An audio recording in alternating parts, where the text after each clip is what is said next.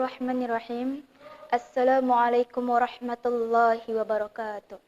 Alhamdulillahirabbil alamin wa bihi nasta'in ala umurid dunya waddin wa ala alihi wa sahbihi ajmain. Amma ba'du. Ya ayyuhalladzina amanu hal adullukum ala tijaratin tunjikum min adzabin alim. Tu'minuna billahi wa rasulihi wa tujahiduna fi sabilillahi bi amwalikum wa anfusikum.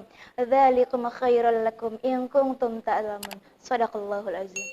Puji syukur kita atas kehadirat Allah Subhanahu wa taala dengan mengucapkan hamdalah. Alhamdulillahirabbil alamin. Salawat kepada Rasulullah, buah hatinya Aminah, putranya Abdullah, baginda Rasulullah, dengan mengucapkan Allahumma sholli ala Muhammad ya Rabbi sholli alaihi wasallim. Allahumma sholli ala Sayyidina Muhammad wa ala Sayyidina Muhammad. Jamaah rahimakumullah, dimanapun Anda berada, sebaik-baiknya kita sebagai manusia, pasti tetap aja ada yang tidak suka dengan kita, ada yang benci dengan kita.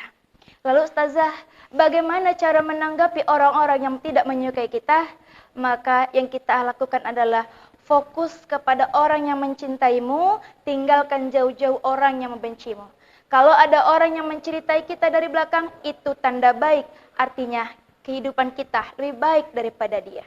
Jamaah rahimakumullah, kita tidak bisa mengatur bicara orang lain terhadap kita, kita tidak bisa mengatur pikiran orang lain terhadap kita, kita tidak bisa mengatur sikap orang lain terhadap kita. Yang bisa kita atur adalah sikap kita menyikapi bicara orang lain, sikap kita menyikapi pikiran orang lain, sikap kita menyikapi sikapnya orang lain.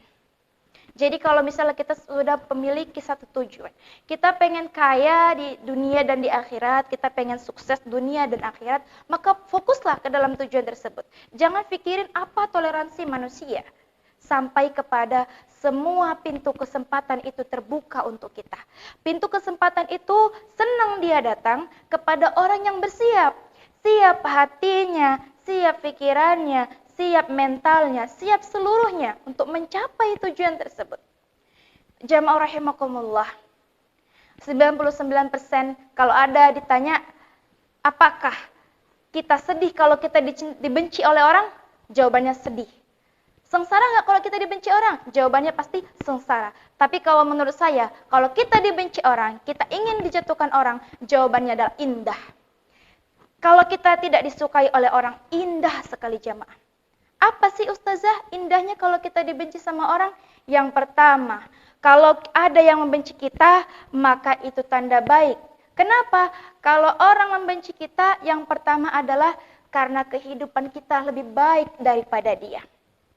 Kalau kehidupan kita di bawah level dia nggak akan mungkin marah. Kenapa dia marah? Karena kehidupan kita lebih baik daripada dia. Rezeki kita lebih baik daripada dia, sampai-sampai dia marah. Yang kedua, kalau ada orang yang benci dengan kita, itu tanda baik. Kenapa? Karena berarti dia sehari-hari, siang malam, tunggang langgang, petang, selalu memikirkan kita. Sedangkan kita tidak pernah memikirkan dia. Dipikirin, padahal kita nggak mikirin dia. Yang ketiga, kalau ada orang yang membenci kita, artinya apa? Pasti sesungguhnya Allah Subhanahu wa taala sedang mentransfer segala amal ibadahnya kepada kita, sedangkan dosa-dosa kita sedang ditransfer ke dia. Enak nggak? Enak. Bahkan sampai orang tersebut membuat sebuah geng, membuat sebuah kelompok, membuat satu kampung itu untuk menjatuhkan kita, untuk menghancurkan kita, untuk membenci kita. Itu tanda baik karena kehidupan kita di atas dia, karena dia memikirkan kita, dan karena Allah sedang mentransfer amal ibadahnya. Lalu yang keempat, kalau ada orang yang membenci kita, maka yang wajib kita lakukan adalah in ja'akum tasdiqun binabain. Yang wajib kita lakukan adalah fatabayyanu, klarifikasilah. Jadi kalau misalnya ada yang nggak membenci kita, ada yang membenci kita, yang wajib kita lakukan adalah klarifikasi.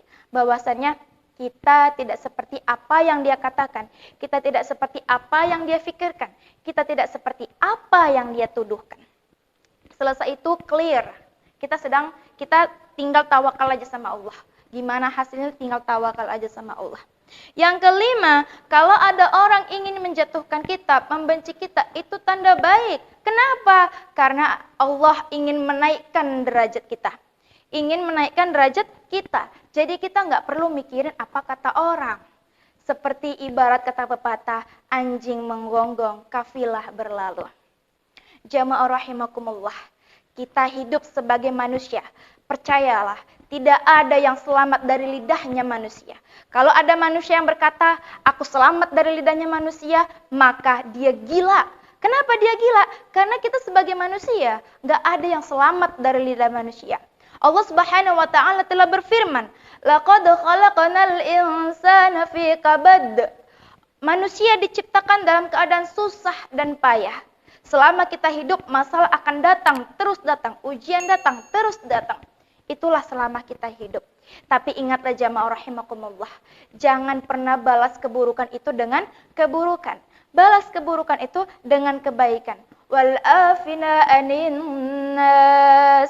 Semakin mudah kita memaafkan kesalahan orang lain, semakin mudah juga Allah memaafkan kesalahan kita. Siapa yang gak mau dosanya dibersihkan?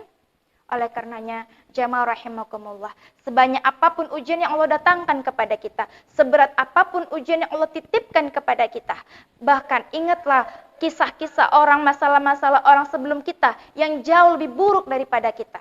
Bukankah Allah Subhanahu wa taala telah berfirman dalam Al-Qur'an surah Al-Baqarah ayat 286, la yukallifullahu nafsan illa wus'aha.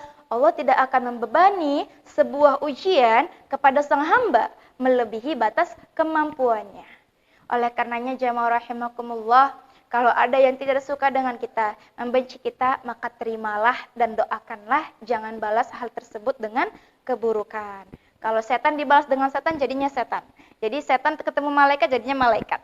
Dimensi jin adalah 3.000, dimensi malaikat adalah 6.000. Jadi kalau seorang hamba memakai dimensi malaikat, maka jin tidak bisa merasuki manusia tersebut. Allahu a'lam bishawab. Unzur maqala wa la tanzur maqala. Mungkin itu saja yang dapat saya sampaikan. Faqsusil qasasa, ceritakan kisah-kisah ini la'allakum yatafakkarun. Mudah-mudahan ada yang ingin mengambil hikmahnya. Jamaah rahimakumullah, jangan karena nilai setitik rusak susu sebelanga. Jangan karena kesalahan sedikit terus tak mau mengambil hikmahnya. Saya akhiri, wabillahi taufiq wal hidayah. Wassalamualaikum warahmatullahi wabarakatuh.